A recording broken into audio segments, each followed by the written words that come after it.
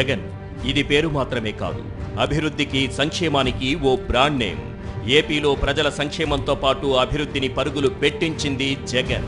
శ్రీకాకుళం నుంచి చిత్తూరు దాకా ఎక్కడ చూసినా జగన్ చేసిన అభివృద్ధే కనిపిస్తుంది.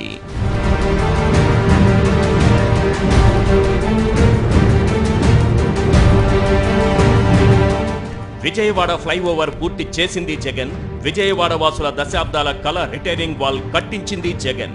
బెజవాడ బెంజ్ సర్కిల్లో ఫ్లైఓవర్, విశాఖలో ఎన్ఏడి ఫ్లైఓవర్ కట్టింది జగన్.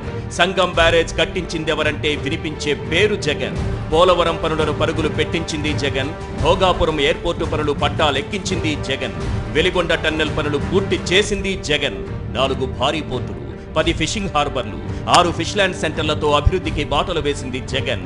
10,500 ఆర్బీకేలు, 15,000 సచివాలయాలు, 10,000కు పైగా విలేజ్ క్లినిక్లు, 31 లక్షల ఇళ్ల పట్టాలు, 17,000 జగనన్న కాలనీలు.